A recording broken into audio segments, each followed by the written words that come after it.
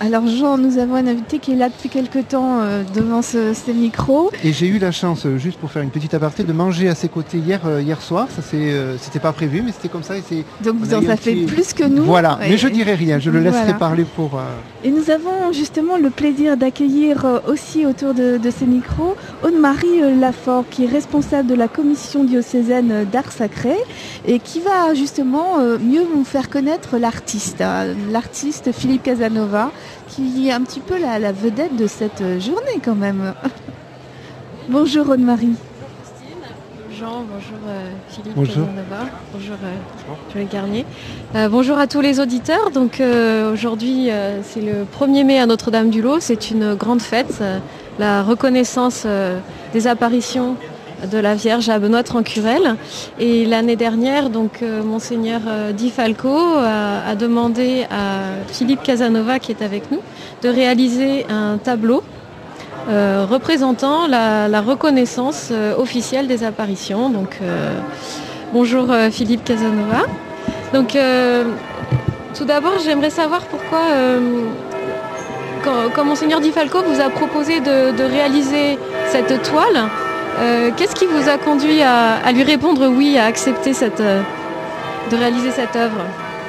C'est une sorte d'invitation que j'attendais depuis très longtemps.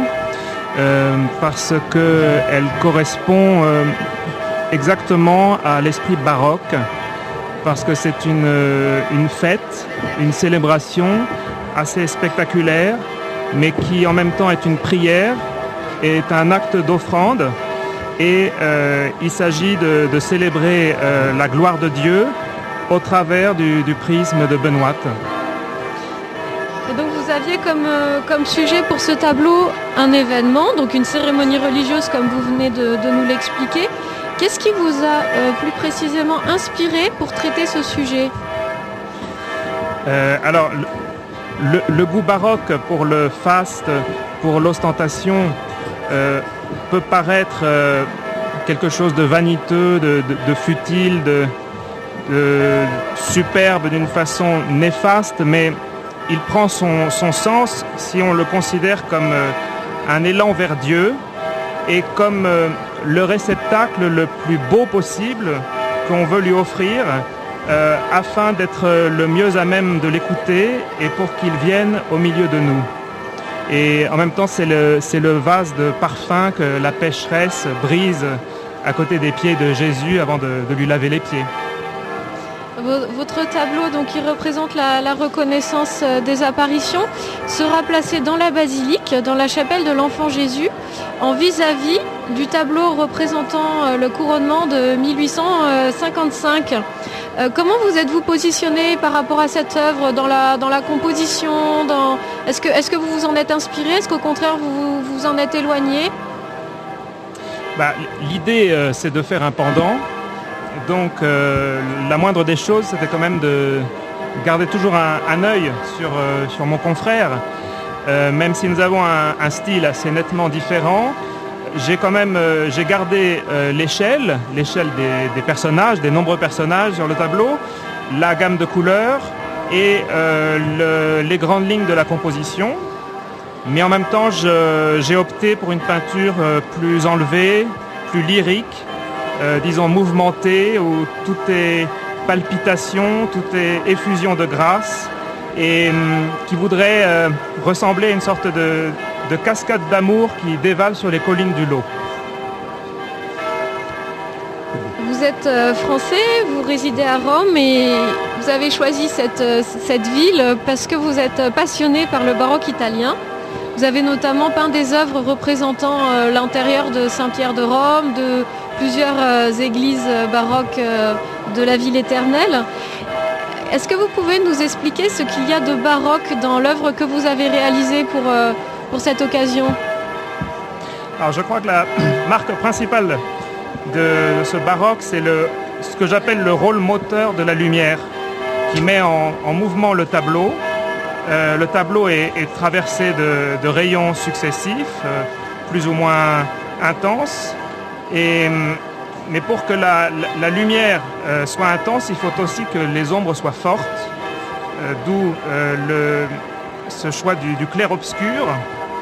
Et c'est aussi pour ça que j'ai intitulé mon tableau « Séparer la lumière des ténèbres ». Vous m'en avez parlé hier et ça m'a vraiment interpellée. Vous m'avez expliqué aussi que vous souhaitiez que votre tableau soit éclairé d'une certaine manière pour renforcer ce rayon lumineux qui traverse votre œuvre. À travers votre peinture, vous exprimez quelque chose de votre foi. Et quel rôle a-t-elle joué dans votre création ? Alors, disons, pour moi, je trouve qu'on n'a pas la foi, mais plutôt on désire la voir et on peut essayer de prouver l'authenticité de ce désir. Alors disons que j'espère que le travail que je vais montrer aujourd'hui est un signe fort en ce sens. Et donc ici nous sommes à Notre-Dame-du-Lot, qui est un sanctuaire marial. C'est à la fois un site naturel extraordinaire, plusieurs lieux d'apparition, une histoire, un message spirituel. Est-ce que vous pouvez nous dire ce qui vous touche le plus ici ? Je dirais l'osmose entre l'homme et la nature, et derrière celle-ci, évidemment, le créateur. Il y a d'un côté les œuvres belles que les hommes sont capables d'accomplir, et le sanctuaire est un bon exemple, et dans le lointain, tout autour, le théâtre grandiose qui nous entoure, qui est comme autant de promesses. Pour moi, c'est comme les premiers contreforts du paradis, de la Jérusalem céleste. On le ressent très bien dans votre tableau, parce que notamment au travers de la végétation, d'une végétation très méditerranéenne, avec beaucoup de mouvements. Vous m'avez expliqué hier que vous avez souhaité rendre le souffle de l'esprit qui traverse cette végétation. Et si vous deviez réaliser une autre peinture à Notre-Dame-du-Lot et que vous étiez libre du sujet, qu'est-ce que vous choisiriez ? Je me concentrerai sur Benoît qui prie la Madone dans cet écrin merveilleux. Tout simplement, en toute simplicité. Aude-Marie, merci beaucoup. On a appris beaucoup de choses sur Philippe Casanova. Voilà. Et puis, alors, Jean, je me permets de te demander, est-ce que tu as appris des nouvelles choses par rapport au repas que vous avez passé ensemble ? Pratiquement tout ce que Philippe a dit, on n'est pas rentré réellement dans le vif du sujet. On a plus parlé un petit peu. On a plus parlé de l'élection du pape François. Et je lui ai posé la question comment il avait vécu l'élection, étant à Rome, comment il avait vécu l'élection, et peut-être qu'il pourra nous en dire deux mots, ce sera peut-être plus simple. Alors là, il y a une tempête de vent qui s'abat sur le chapiteau, c'est pour ça qu'il y a du bruit. Mais voilà, on a été plus dans sa participation aujourd'hui un petit peu, donc il en a parlé. Puis moi, j'ai été intéressé de savoir comment les Romains avaient vécu justement l'élection du pape. Alors je sais pas, voilà. Oui, vous vouliez ce sont des événements évidemment toujours extraordinaires à Rome, les conclaves, où la ville de Rome, soudain, se souvient qu'elle est une ville sainte, parce qu'elle l'oublie très rapidement ensuite. Et tout à coup, d'abord on sait que le monde entier est un peu braqué vers nous, et c'est quelque chose de très excitant, de très festif et un peu surréel aussi, tous ces milliers de journalistes, toutes ces télévisions perchées sur tous les immeubles autour du Vatican, extrêmement spectaculaire, et tout le monde, disons, qui regarde vers cette petite cheminée, essaie de comprendre la couleur de la fumée qui en sort, enfin... Fait des pronostics. On s'amuse beaucoup. Voilà. Et puis, effectivement, oui, et puis quand tout à coup la fumée est blanche, c'est jamais exactement... Et bien sûr, quand on lit les vaticanistes, du coup, on se trompe. On vous dit que ça va être le jour d'après. Alors du coup, moi j'étais venu persuadé que ça allait être la fumée noire, mais enfin c'était la promenade que tout le monde avait envie de faire à Rome ces jours-là. Et puis tout à coup, la nouvelle s'est répandue comme une traînée de poudre que la fumée était blanche. Alors tout le monde s'est mis à courir dans les couloirs du métro et dans la rue. Les gens rapidement ont abandonné leur voiture en plein milieu de la rue pour courir, pour arriver à pouvoir s'entasser dans cette esplanade de Saint-Pierre. Et on s'est retrouvés là, sous une pluie battante, pendant au moins 1h15, à attendre que le rideau s'ouvre et à voir qui allait être le petit homme en blanc qui allait se présenter au balcon. Et la dernière grande surprise, disons, c'était quand le cardinal Torrent a annoncé en latin le nom du pape, que personne ne comprenait qui c'était. Il y a eu un moment de stupéfaction, disons, où les gens se regardaient. Et ensuite, le pape s'est avancé et nous a fait prier. Et nous avons compris que c'était le pape. Voilà.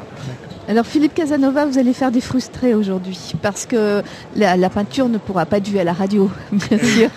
Nous allons l'expliquer au mieux, mais je pense qu'il faut être au sanctuaire. Il faut la voir. Voilà, il faut venir au sanctuaire. Aude-Marie le confirme. Avant de venir au sanctuaire, si on n'a pas le temps, on peut aller certainement, alors je m'engage pour Tanguy Laforge, mais peut-être sur le site de Notre-Dame-du-Lot, le voir déjà. Peut-être que ça sera sur le site. Oui, mais il ne va pas mettre la photo du tableau avant l'inauguration. De fait. Oui, de fait, forcément. Exactement. Mais il faut le voir parce que en vrai, ça rend pas pareil. Moi, j'avais vu une photo et voilà, la lumière, la touche picturale est pas du tout identique. Donc, il faut venir à Notre-Dame-du-Lot voir le tableau de Philippe Casanova. Le message est passé. Le message est passé. Il y aura l'occasion. Philippe Casanova, merci d'être passé à ce micro. On vous laisse profiter de cette messe et puis on vous retrouve après pour l'inauguration de votre tableau vers midi, je pense, tout à l'heure. Voilà. Merci. À bientôt. Philippe. On fait une petite pause. Aude-Marie, merci beaucoup pour cette interview. Et puis à une prochaine fois sur notre antenne.